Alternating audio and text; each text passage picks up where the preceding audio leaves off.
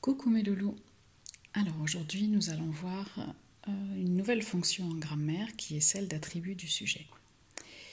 Donc comme son nom l'indique, l'attribut du sujet c'est un mot ou un groupe de mots qui va donner des informations sur le sujet de la phrase. Nous allons voir qu'en fait ce mot ou ce groupe de mots ne peuvent pas être supprimés ni déplacés dans la phrase. Nous allons voir également qu'ils s'accordent en genre et en nombre avec le sujet et que forcément, dans cette phrase, avec l'attribut du sujet, il y aura un verbe d'état. Un verbe d'état, je vous ai mis la liste ici, principale. C'est donc un verbe qui va dire comment l'on est, comment l'on se sent. Donc vous avez entre autres le verbe être, sembler, paraître, demeurer, rester, avoir l'air, devenir, passer pour. Ce sont les principaux. Et donc, ces verbes d'état importants sont à mettre en parallèle avec les verbes d'action que l'on connaît, que l'on a déjà étudiés et qui nous a mené à un complément d'objet direct, un complément d'objet indirect ou un circonstanciel de lieu. Là, on va voir le lien qu'il y aura entre le sujet et son attribut. Alors, je suis un artiste. On a bien le verbe être, verbe d'état. On a donc notre sujet et on a un artiste qui est donc un groupe nominal qui va donner des informations sur notre sujet. Même si on ne le fait pas sur le papier, on peut faire un pont, si vous voulez, entre le sujet et son attribut. On parle bien de la même chose. L'artiste, ça correspond bien à « je » dans la phrase. Donc, nous avons un attribut du sujet.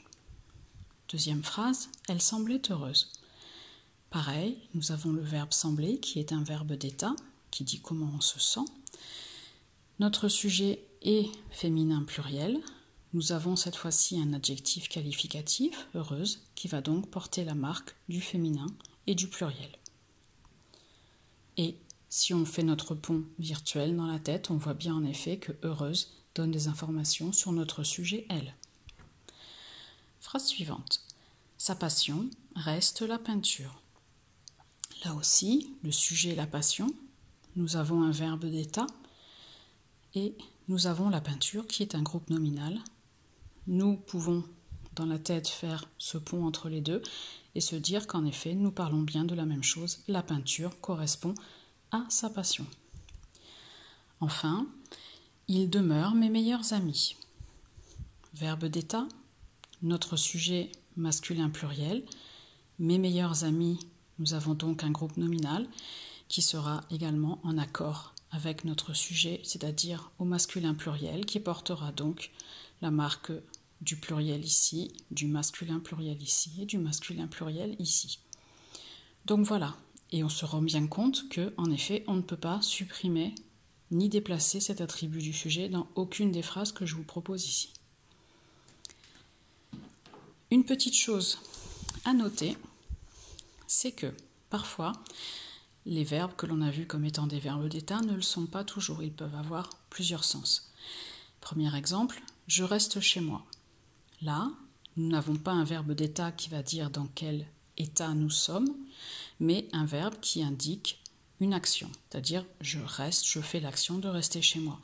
Et on voit bien que là, je reste où ? Je reste chez moi, nous avons donc un circonstanciel de lieu et nous ne pouvons pas faire ce fameux pont. Ce sont bien des choses différentes. Pareil pour la deuxième phrase, il demeure dans un château. Dans un château indique bien le lieu, il demeure où ? Et là, on n'a pas le demeurer dans le sens de rester quelqu'un. On a bien une différence entre notre château et notre sujet.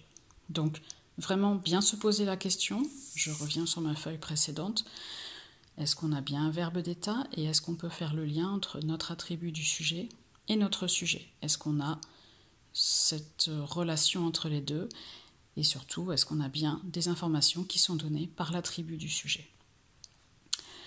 Voilà, comme d'habitude, on va voir notre ami Wi-Fi qui est caché tout au fond. Allez, bisous, à bientôt.